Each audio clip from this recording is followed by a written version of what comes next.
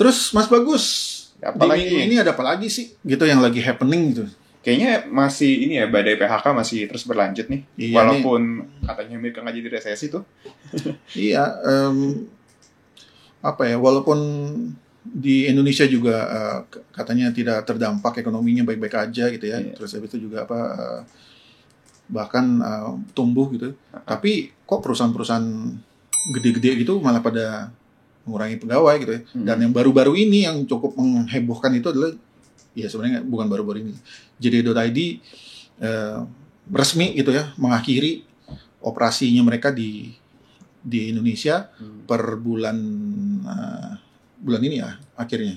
Iya, akhir bulan. Pokoknya masih ada dikasih waktu untuk para user yang masih punya saldo di dalam sistemnya mereka untuk segera dikosongkan atau dipindahkan gitu.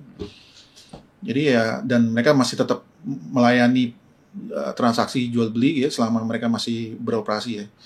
Cuman ya sayang sekali ya gitu karena lumayan besar ya itu JD.id itu dari China ya, dari Tiongkok yang di China itu juga cukup populer itu. Dan masuk ke sini juga setelah berapa tahun akhirnya terpaksa mengalah. Gitu, terpaksa kalah lah gitu dengan kondisi yang ada. Dan ya sebelumnya juga beberapa bulan lalu mereka udah mengurangi pegawai juga ya. Ya akhirnya sekarang mereka menutup operasinya mereka di sini.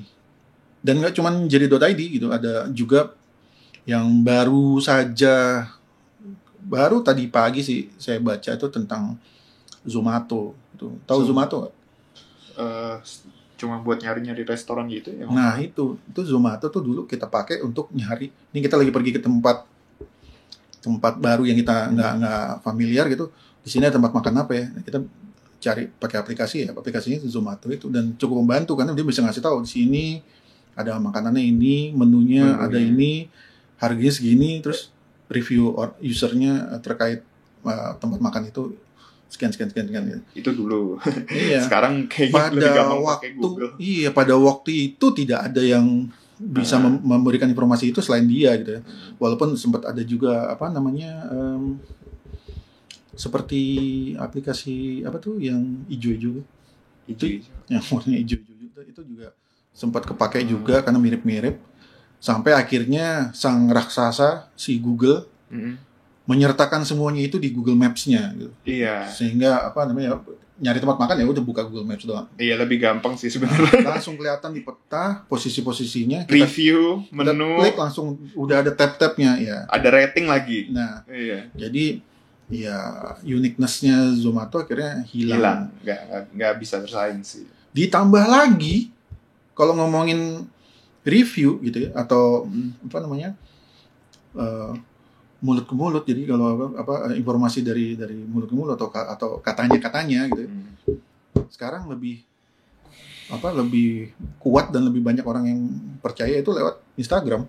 Iya, benar. Jadi kalau orang-orang sharing di Instagram bilang ini ada hidden gem gitu, itu langsung orang mau nyobain sana. Jadi apa yang dipakai di aplikasi Zomato pun juga akhirnya gugur gitu, kalah, uniqueness-nya kalah. Sehingga kayaknya memang tidak heran kalau mereka mengumumkan bahwa mereka berhenti beroperasi di Jakarta, tapi mereka masih ada di India sama di mana tuh, Arab ya kalau nggak salah, ya gitulah. Ya. Jadi ya terima kasih deh Zomato udah sempat membantu. Kayak khusus waktu itu pas kita lagi pergi ke luar kota tuh bingung mau ngapa-ngapain ya, waktu itu kebantu ada aplikasi itu. Betul. Itu. Terus juga ya mudah-mudahan sih tidak ada lagi yang mengakhiri operasinya dia di Indonesia ya, karena walaupun di mana-mana di luar Indonesia itu lagi tanda kutip krisis. Atau ini lagi krisis karena lagi ekonominya tidak menentu, tapi Indonesianya sendiri kan sebenarnya membaik ya, karena itu ditandai dengan sekarang udah hampir semuanya work from office lagi kan, udah WFO, udah kerja dari kantor lagi. Itu ditandai dengan luar biasa dahsyatnya jalanan di Jakarta khususnya karena kita di Jakarta.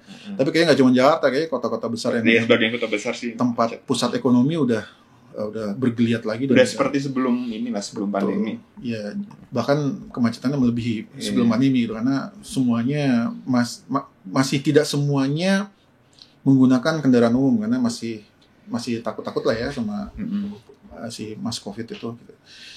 Jadi ya akhirnya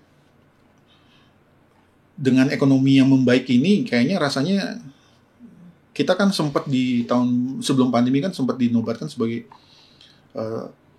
pasar yang paling menggiurkan gitu. Indonesia pasar yang paling menjanjikan gitu. Jadi makanya semua pada berlomba-lomba untuk membuka aplikasi atau membuka startup di Indonesia. Tapi terus baru 2,5 tahun kena pandemi udah mulai berguguran gitu.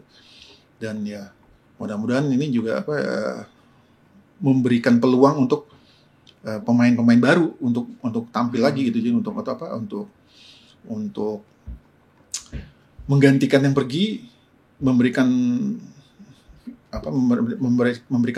service atau memberikan keuntungan buat kita yang baru gitu. Jadi mudah-mudahan proses perubahan menjadi ke arah lebih baik lah gitu. Pergantian pemain lah ya. Ya, pergantian pemain ya. Iya.